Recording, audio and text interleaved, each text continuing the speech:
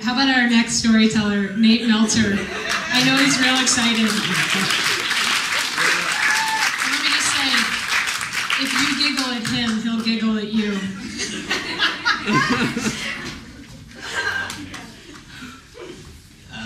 Okay. I guess we'll just finish out this row of storytellers here. So I gave a presentation at a conference a month and a half ago, and I got up on stage. It wasn't really a stage, but I got up in front of everyone before it started, and I said, this is my first time giving this presentation, and I'm really nervous.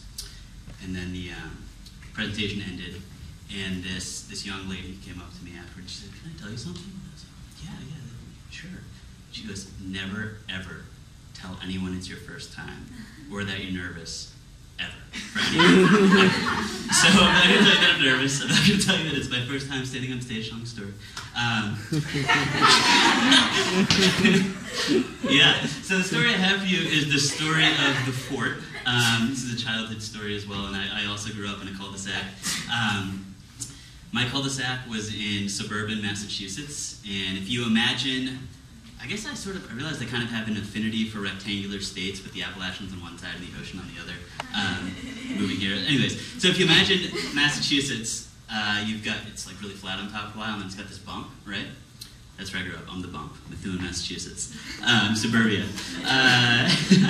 And growing up, I had a little brother, Dustin, who's 2.5 years younger than me, and we, somewhere around middle school, decided that we were going to build the fort in our backyard. The fort was our treehouse.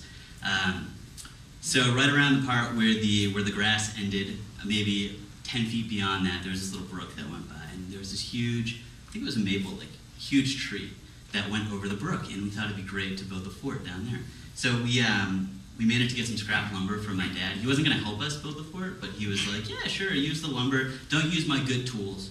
But you can use, if you want to go to the dollar store, you can get a hammer, and if you want to use these nails that are rusty, you can straighten them out. And I'm like, all right, perfect. So we went back.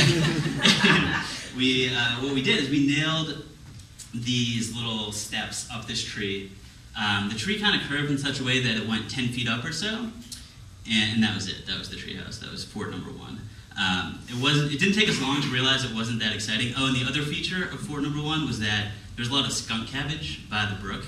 I don't know if you guys know what skunk cabbage is, but it's this little plant that comes out in the summer in like sort of wet parts, at least in Massachusetts. I bet we have it here too. And the great feature about skunk cabbage is if you step on it, it smells like you just get sprayed by a skunk.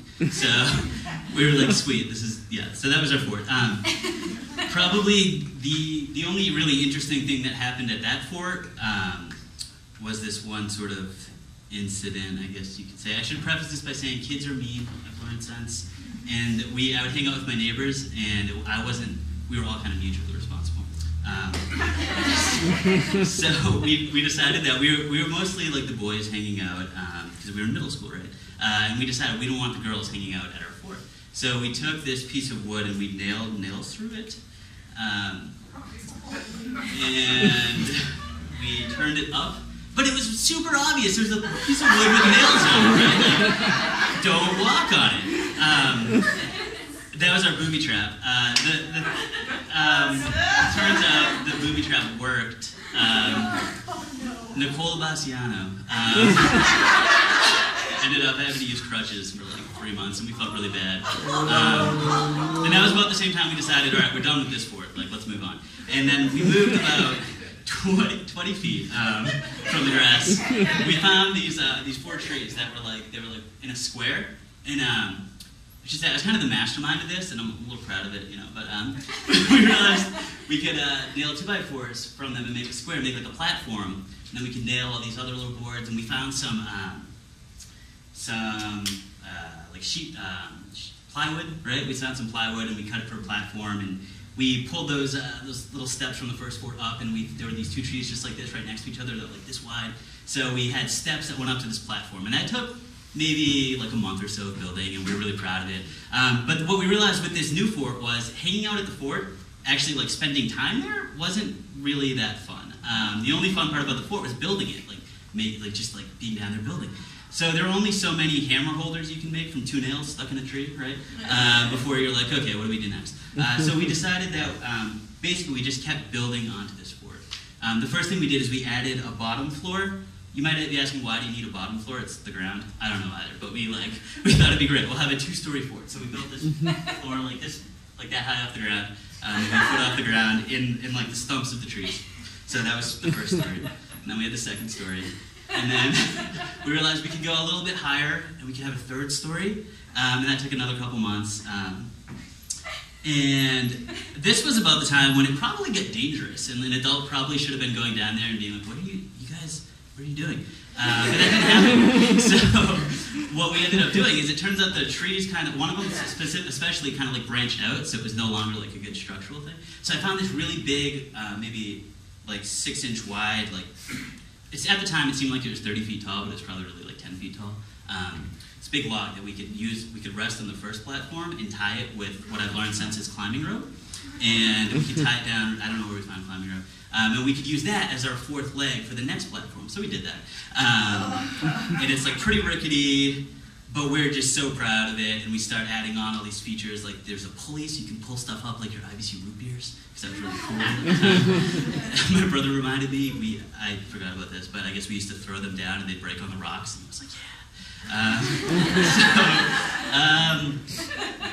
yeah. So that was the fort. And it was formative for us. It was a lot of bonding. There was a lot of bonding that happened there between me and my brother. I would tell him what to do and he'd do it. We'd climb around in all these different ways, and we eventually decided it'd be really fun to see how high we could go before jumping off. Somehow we never broke any bones or landed on the glass or nails. But that's sort of where it stayed, because I eventually went to high school. And I came back from my first year of high school, and all of a sudden the fort wasn't that cool. It wasn't that cool to hang out with my little brother in the fort. And I learned pretty much immediately, bringing a girl over to the house and being like, want to see the fort? That wasn't cool. So that, interests shifted in high school. And but I was still really proud of it. I did take an AP studio art class, and I painted a picture of the fort. Like I stretched my canvas and mixed my oils up and painted it, and it came time to talk about our paintings. It was like, I couldn't understand why the critique didn't go well at all. I was like, don't you get it? It's the look at this, it's a tree house. I got like a B- in that class and stopped doing art. Anyways, I went to college, and the fort just kind of stayed as it was. Oh, one other thing I should tell you though is my brother was equally proud of the fort. I found out since that anytime, I think he still did this recently at least, he'd bring someone to the house who meant a lot to him. At a certain point, he'd say, oh, hey, I gotta show you something, follow me. He'd bring him up to the fort. So we were both really proud. And actually, that reminds me of one other thing that happened before we left the fort, was at some point in our middle school years, we also sort of got really interested in playing with fire. I don't know if that's like a boy thing or everyone does it, or that's gone away since as well. But what we do is we go into the garage and we look at all my dad's like random car supplies and stuff on the shelf, and we'd say, okay, what do you think is really flammable? And what do you think he'll notice if we'll take something? And we'd be like, what about this? Is that flammable? He's like, well, there's a lot of it. Let's find out. So this was going on as well. And at a certain point, we decided that the bottom floor that we built originally, we decided that needed to go, because we probably built everything else we could do, and we were like, what can we do now? So it was really obvious what the best way to get rid of that floor was. Build a fire under it, right? So that's what we did. We built a big fire, and I can just imagine the perspective of my neighbors, the Petersons, in their little cul-de-sac house, looking out their back window, over there, like our idyllic sloping yard, past a little garden. They have their golden retrievers running around. You can imagine the woods, and then this plume of black smoke coming out, and then being like, what are the Meltzer boys up to this time? So yeah, from our perspective, we were having a great time building the fire, and it was going great. It was burning. And then we heard sirens, and the Petersons had called the fire department. So these big burly men came down in their fireman's clothes, and my dad came down the other side in his version, which was the garden hose, like pulled out like spray. We eventually put out the fire, but it worked really perfectly from our perspective because the bottom floor was gone, and it was great. So, anyways, going back to developing an age and everything, I went to college, and oh shit. I got really interested in the outdoors, and this might go over a little bit. And I got really into backpacking, and I took one of those 30-day-long backpacking trips, which led to an internship in Wyoming with Knowles, which is kind of like one of those big backpacking programs.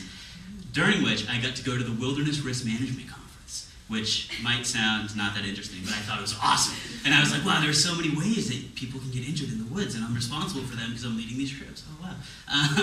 So got really into leading trips, into wilderness risk management, also got really into rock climbing, and got all my climbing gear. And I ended up leading trips for like 5 years or so, and climbing for about the same amount of time. I was really passionate about it.